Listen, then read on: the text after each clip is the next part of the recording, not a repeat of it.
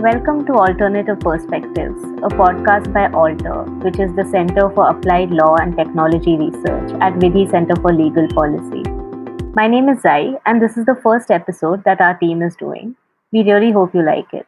But in the same way that we quite naturally use around the clock the internet, it is just as natural for us to see the internet as a global, truly global network where geographical distances are largely irrelevant. Flows of data and information link up cities, link up countries and continents, and technically speaking, geographical distances, however, that need to be crossed through a worldwide net of underwater cables, for example, still play a role, because a large part of data flows, for example, and data links between North and South America actually take place through the landing station in Fortaleza.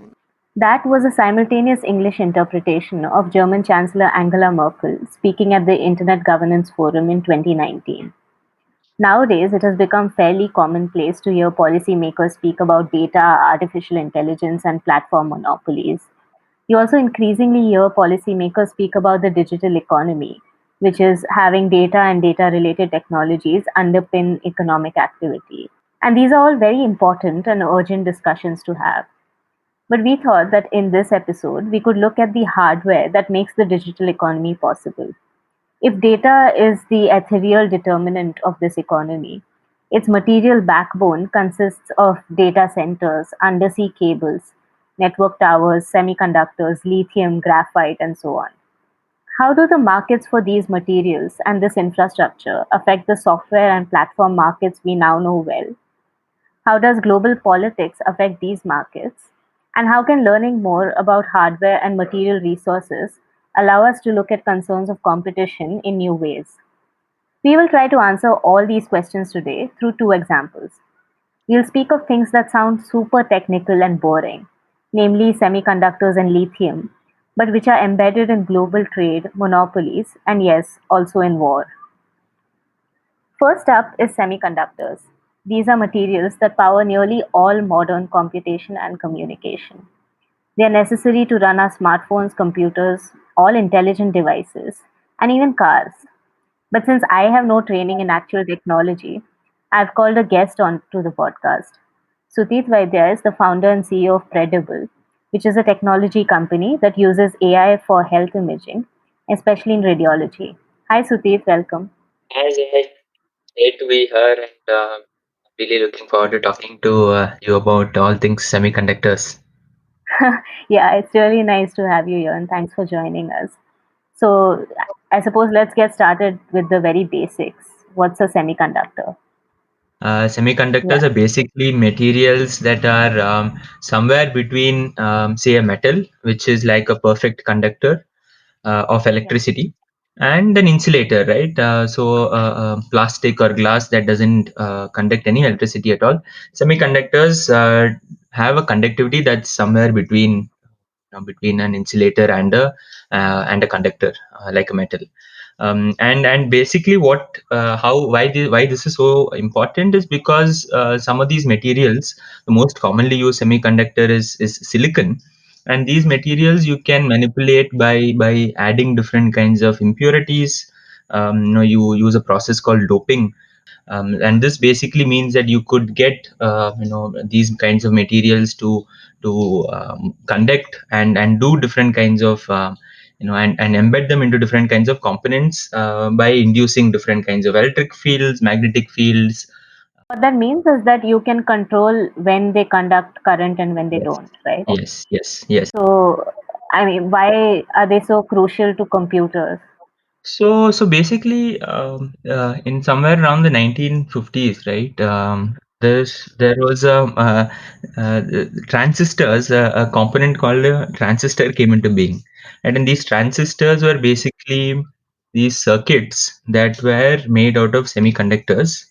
And what you could basically do using a transistor was that you could basically implement logical operators. Right, till then, most electrical circuits were, could only do what in mathematical terms could do linear operations. Right, you could add current to Another, you could what we could call linear operations. You couldn't really implement logic. So if you wanted to do an AND operation, an OR operation, and things like that, you could not really implement them. But these transistors, by virtue of them, using the properties of semiconductors, you basically could implement logical simulation, right? And this is basically, then became the basis for computing in general, right? Because every Right. line of code that you write today is being processed by a transistor somewhere, and that's basically what's led to the computing revolution. And so initially it was just like one transistor, few transistors, that were being used, and you could write these very small programs and very small applications. But what later happened is that you could start basically putting together these transistors by the millions and billions into one chip, right? So you'd call it an integrated circuit. Conductors, not just for the compute. The compute is the most important component in there. But obviously, no compute is possible unless you have memory. You need data to work with. So memory is sort of the other bigger piece, or the big piece of where you use semiconductors. All kinds of memory, from storage, and the entire stack. But the way artificial intelligence works is that you have typically parameters in the millions, and each of these million parameters need to be computed. For artificial intelligence, you use a compute environment called a GPU. So a GPU stands for graphic processing unit, and a GPU was actually initially, like the name suggests, it was actually developed for usage to render graphics. It primarily found a lot of interest traction in the gaming industry, and any place where you needed a good amount of rendering. A CPU is more of a general purpose computing device, right? So a CPU could run all the applications. It was optimized for general processing, and not specifically, optimized for very heavy computer, or very or huge amounts of parallel processing, which was the case in what GPUs needed to do. And so these CPUs turned out to be very slow for a lot of these applications that GPUs were required for, which is in gaming and video and animation. They started tapping into these processing units to use for all these mathematical operations. So suddenly you could use what GPUs are always optimized for, and you can use them to optimize these deep neural network algorithms. And that was a huge breakthrough that happened in 2012, when the first sort of published work that came about, a challenge called ImageNet, where someone basically, scientist in Canada called Alex Krzyzewski, basically used an Nvidia card, at the time a GPU, a gaming card, to basically develop or train a very large neural network to identify images. So, I mean, you mentioned Nvidia, so let's talk about who makes these semiconductors, right? As far as I know, a lot of the production happens in China, South Korea, Taiwan, Japan, or at least by companies located in these countries.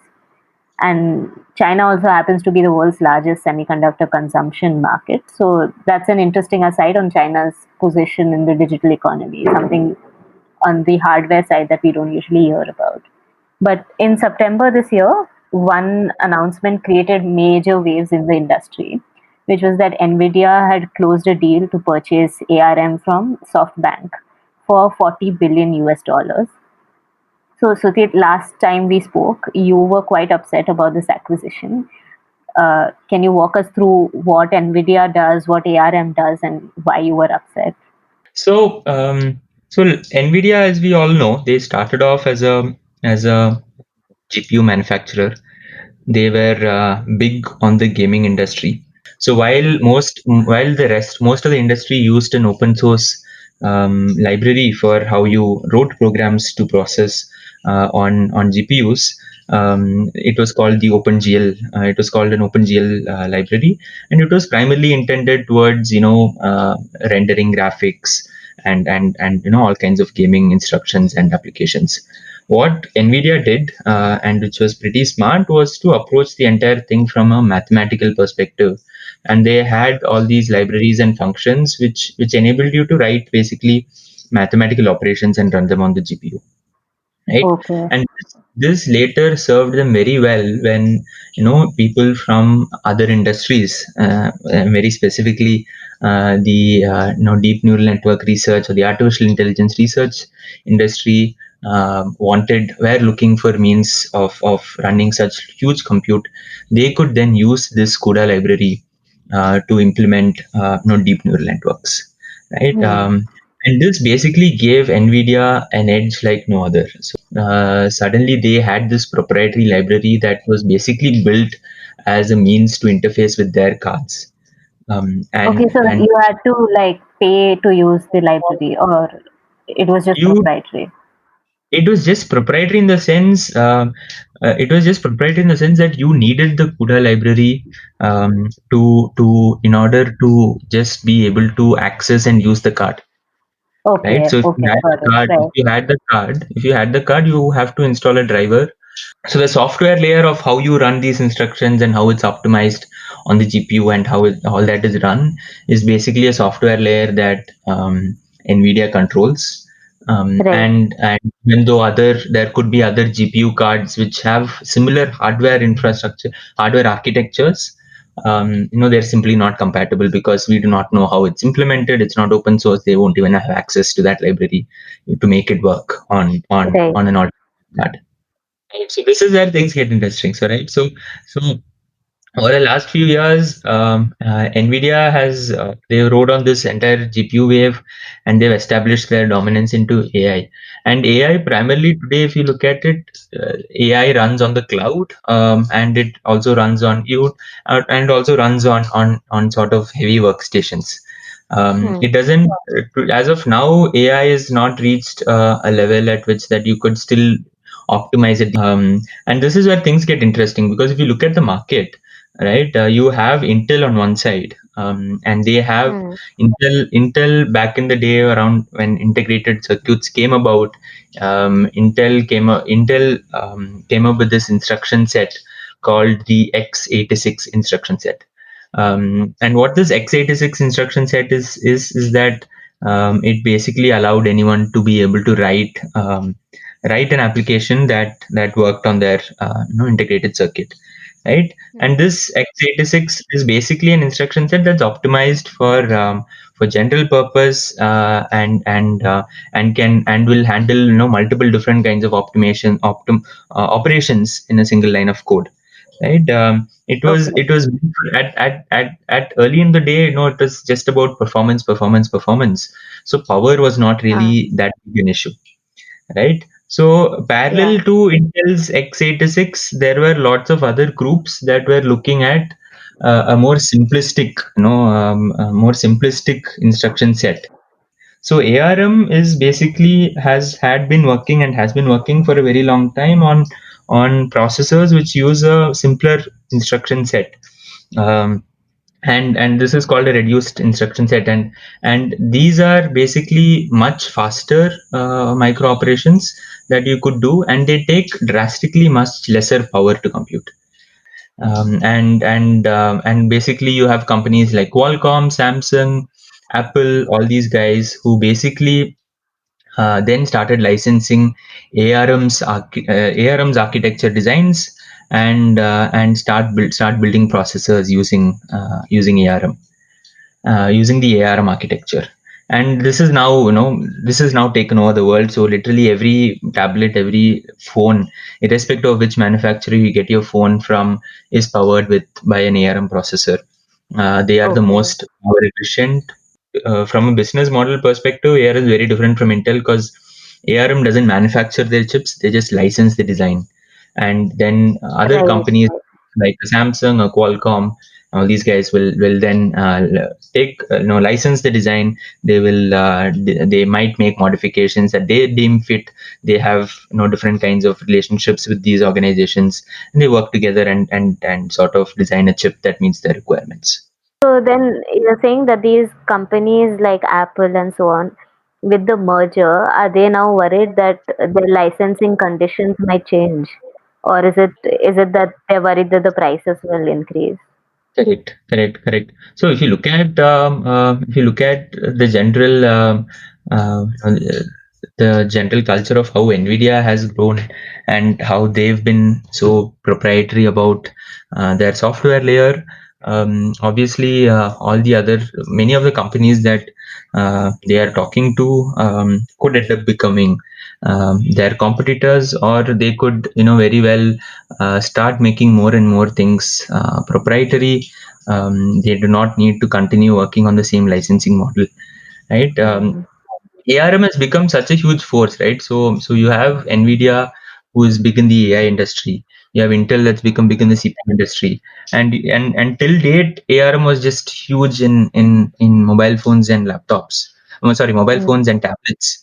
But now you are seeing ARM becoming huge in even laptops. Right. If you saw last week's announcement on the new Apple MacBook, the new Yeah. Apple MacBook is a new processor. So the MacBook is actually doing away with the Intel processor, and the new line of MacBooks all have ARM powered processors, which is first Yeah. of a kind, huge validation of how powerful the ARM processor now is. And so now you have in the hands of Nvidia, you have this huge AI monster, who's sort of this well guarded and secretive about how they build technology and take it to the world.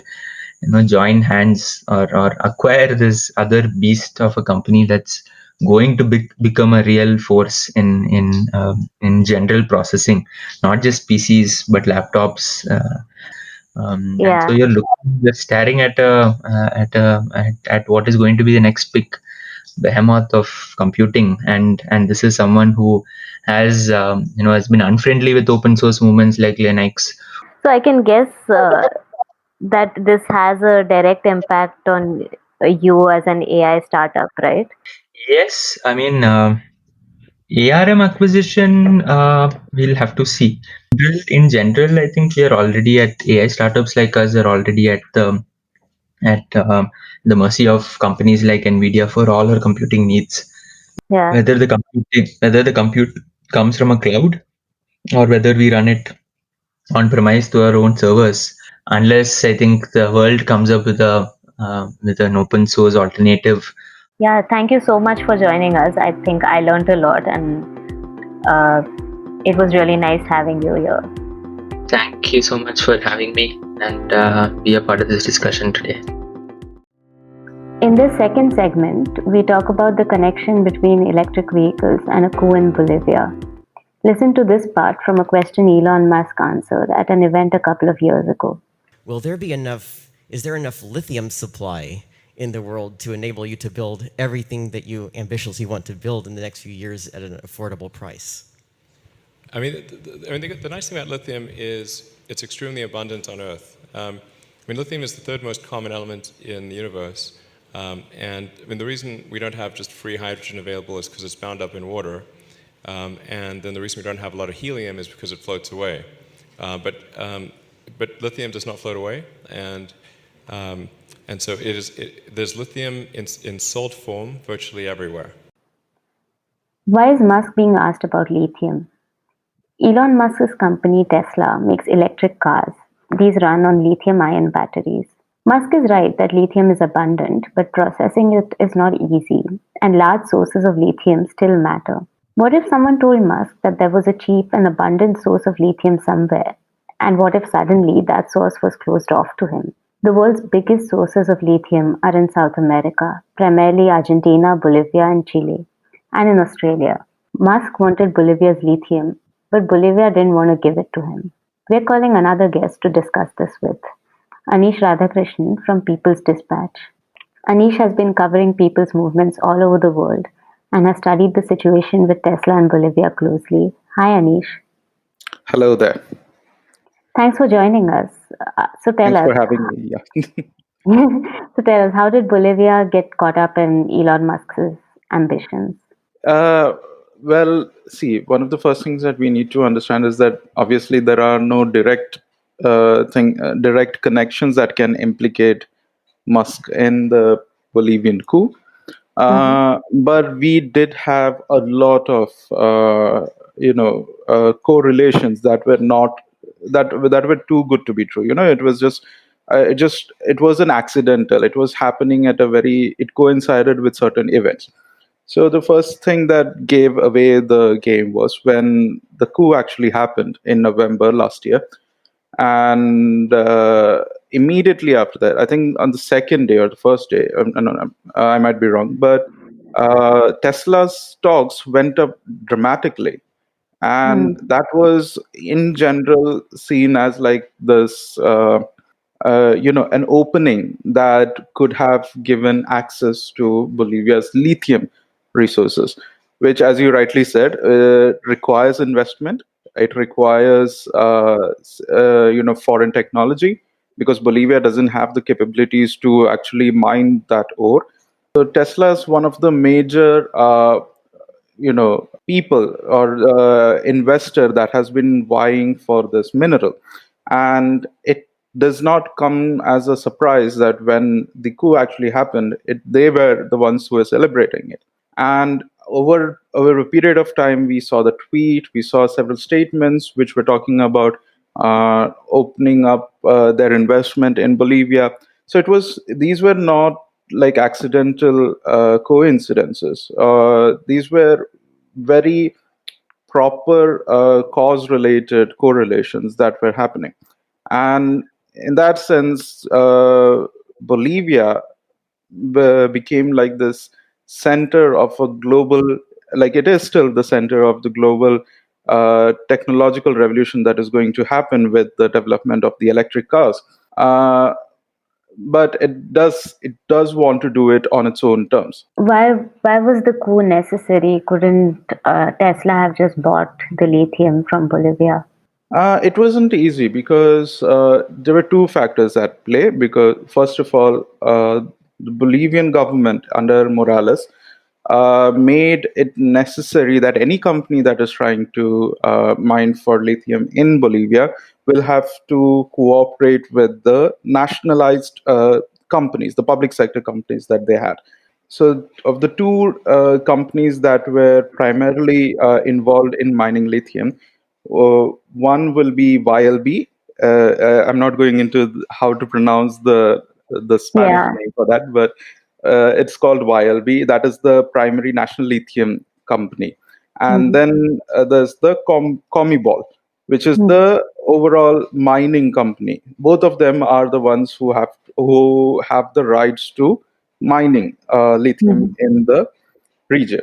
Now, the thing is that you have to first of all make an agreement where profit sharing has to be done with these companies. Secondly, there was also a social movement on the ground that was more or less autonomous from the government. There was a contract that was signed, I think, a couple of years ago with Germany's ACI Systems, which was actually to get lithium to be mined, so that investments can come in, technologies can be developed, all of that.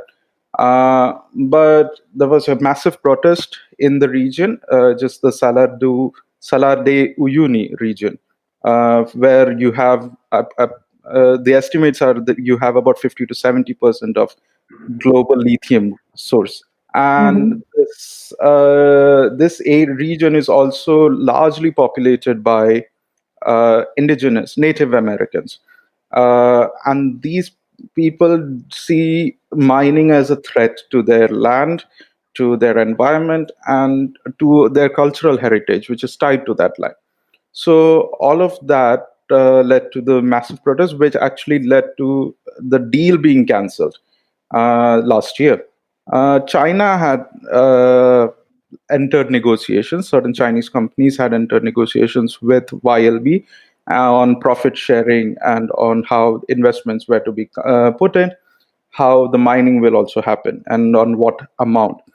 All of that was still in a very preliminary process when the coup actually happened. So it made uh, it necessary for companies that wanted complete control over the investments that they are making to not have this government. And this government was, widely popular in Bolivia as well. It was winning elections after elections. So overnight, you had this massive protest happening, largely supporters of several right-wing groups who wanted to get rid of Morales, the plurinationalist policies that were in place, the policies that protected indigenous land, all of that, because they saw that as a aberration to a certain kind of Christian fundamentalism. I'm not getting into that too much. It's a very complex domestic Right, political process. right. Yeah, because we actually at People's Dispatch covered it throughout the year, and we still haven't barely have scratched through the surface.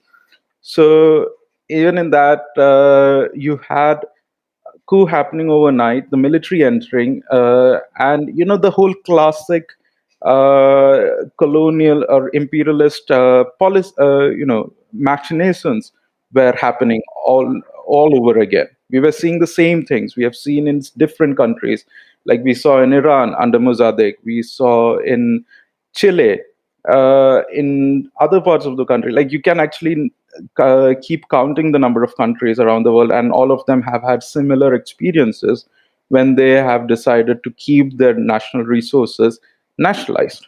You know, so Right. coup made it. Coup was imperative in that sense to make this happen, to give more access to these resources. So, can you give a very brief description of how uh, consent was manufactured for the coup, just so people are aware? In Bolivia, there was always this a more divided partisan society. Mhm. You have the largely most of the country have very immediate indigenous ancestry. Mm. So the population of indigenous Americans in Bolivia, or indigenous Bolivians, is very vague. The estimates range from anywhere between 30 to 70%. So because many of them are recently how do I call it, interracial or multiracial uh, generations. So Mhm. even in that, you have certain divisions happening depending on your class. So this is already a divided society that was in effect. And moreover, outside of Bolivia, there was the story that was manufactured, which was to say that the coup was necessary because Morales was subverting democracy, uh, Mhm.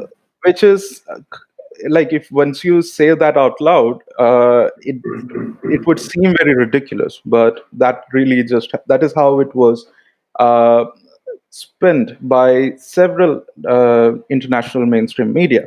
You had the New York Times, you had the Washington Post, all of them talking about how the elections were manipulated based on testimonies from opposition right wing groups, certain exiles, and some of the government machinery, which by that time was taken over by the military.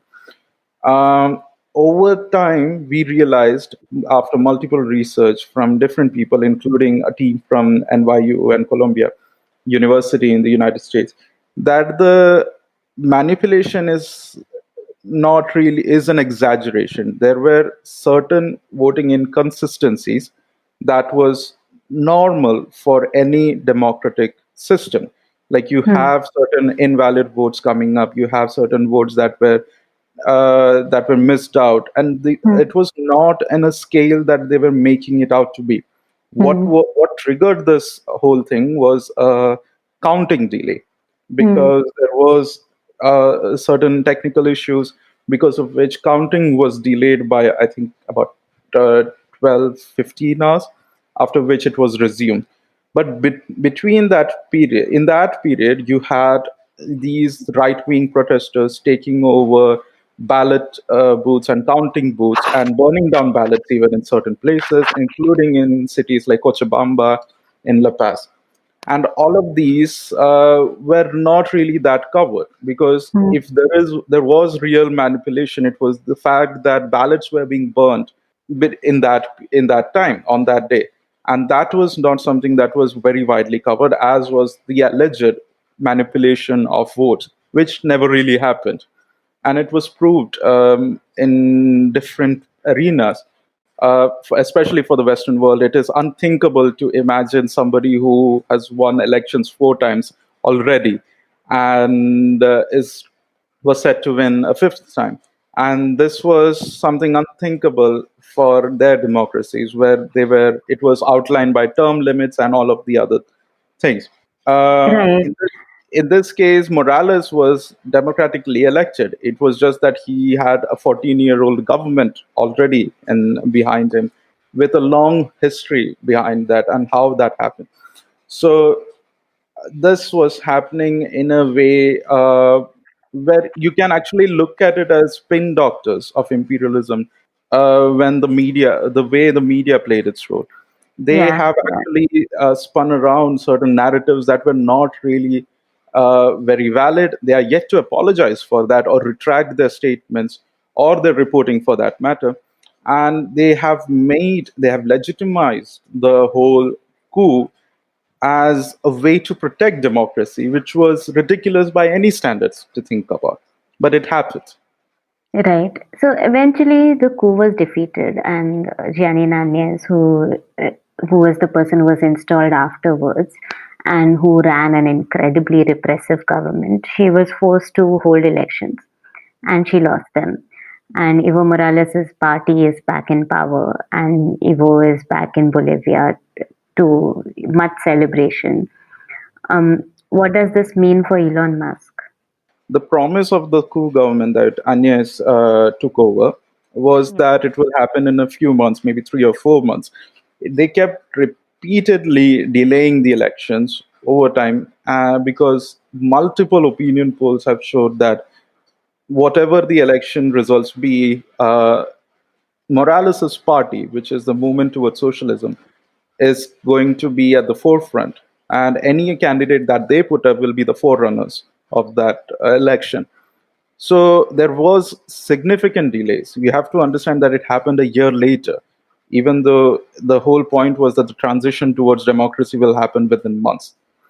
And it happened only because of massive social movements coming together, not just in support of the movement towards socialism, which is the MAS party, but also for democracy in general. If you look at the election results, it was a landslide. That never happened. That hasn't happened in Bolivia in the last 2 decades.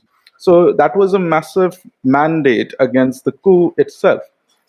Um, so the return of Morales back to Bolivia, or the return of the MAS party to power, shows that the people are now very much in support of the policies that were in place already, and which would mean that any company, including Elon Musk's company, would have to negotiate on the terms that Bolivian government sets for them, the Bolivian people sets for them, and it has to be on a very fair, equitable basis. Now, that is something that is not very profitable. The interview that you showed, it actually shows how they are trying to make it as if it wasn't a very big deal for them to begin with, or that they will be looking for other places to mine lithium. But the very fact remains that a veritable majority of the lithium reserves is in Bolivia. So you can't really avoid that. You will have to deal with the government's nationalization policy, its protectionist policies.